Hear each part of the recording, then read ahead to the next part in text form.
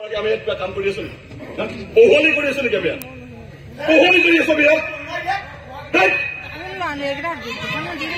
পোহলি কৰি আছো নেকি আমি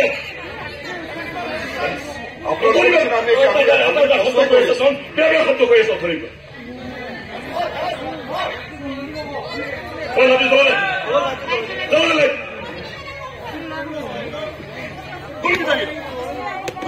हेलो माइकिमान কৈ আছে কত মানুহ বহি আছে ইয়াত তেওঁলোকৰ সন্মুখত এই বডি এটা শব্দ কৈ আছে শব্দ বেয়া শব্দ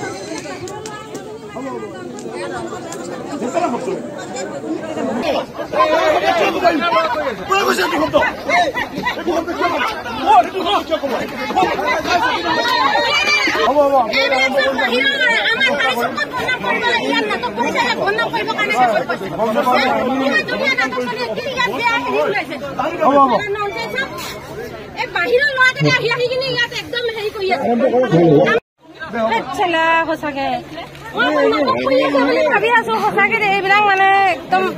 মানুহ ইমান সহ্য কৰিব নোৱাৰে মঞ্চৰ ওপৰত অভিনয় কৰি থকাটো অত্যন্ত কষ্টকৰ আৰু আমি ভ্ৰাম্যমান শিল্পীখিনি আপোনালোকৰ মাজত মৰম বিলাবৰ বাবেহে আহো ইয়াত নাটক কৰি থকাটো বহুত এটা সহজ কথা নহয় তাৰ মাজত আমি জানো যে ধেমাজি অঞ্চলত আশে পাশে যিমান কেইখন ভ্ৰাম্যমান থিয়েটাৰ চলি আছে হৈছিল কিন্তু এতিয়া এইবোৰ নাই মানে নাটক যেতিয়া মঞ্চৰ ওপৰত অভিনয় কৰি আছে আমাৰ যিখিনি আৰ্টিষ্ট আছে মহিলা শিল্পী যিখিনি অভিনয় কৰি আছে আমাৰ যি গোলাম নাটকখন চলি আছিলে গোলাম নাটকখন যিটো থানাৰ চিনত আমাৰ 3জন মহিলা মানুহ থাকে তো সন্মুখৰ পৰা এজন ব্যক্তিয়ে বহুত বেয়া ৱাৰ্ড কৈছে যিটো ৱাৰ্ড ধৰক মই আজি আপোনালোকৰ আগত ক'ব নোৱাৰিম এনেকুৱা এটা শব্দ কৈছে যিটো শব্দ কোৱাৰ কাৰণে আমাৰ আৰ্টিষ্টখিনি বহুত লজ্জান্বিত হৈছে আৰু আমাৰ আৰ্টিষ্টখিনিয়ে নাটকখন বন্ধ কৰি উভতি ধৰিবলগীয়া এটা পৰিৱেশৰ সৃষ্টি হৈছে কিন্তু যিজন ব্যক্তিয়ে কৈছিল সেই মানুহজনক আমাৰ আহ্বায়ক সমিতি আৰু দৰ্শকে পেণ্ডেলৰ পৰা উলিয়াই পঠিয়াইছে বৰ্তমান আৰু আমি বৰ্তমান এতিয়া তেখেতসকল আকৌ নাটক আৰম্ভ কৰিছোঁ দৰ্শকৰ মাজত কিন্তু বৰ্তমান যিখন কমিটি আমাক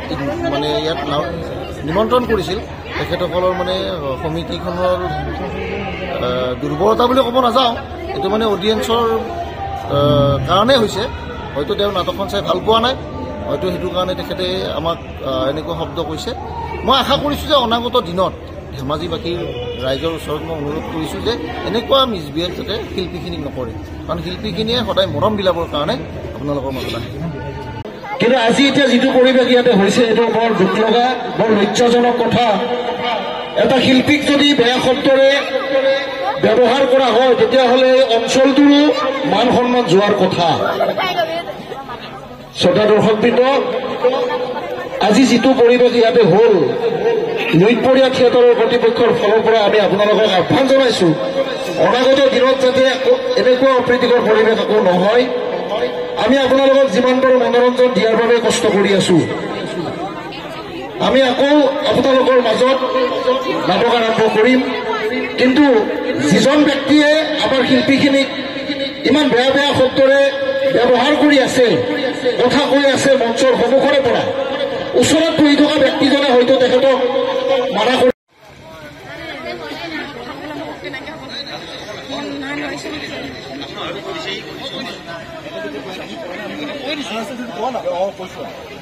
আহ্বায়ক সমিতিৰ বিষয়ববীয়াসকলে বহুত কষ্ট কৰি এই অনুষ্ঠানটো আনিছে যোৱা 2টা দিনত বৰষুণ আছে আপোনালোকে সকলোৱে জানে গোটেইখিনি মহিলা মানুহ বহুত কষ্ট কৰি এই অনুষ্ঠানটো ইয়াতে এই 3 দিন চলাইছে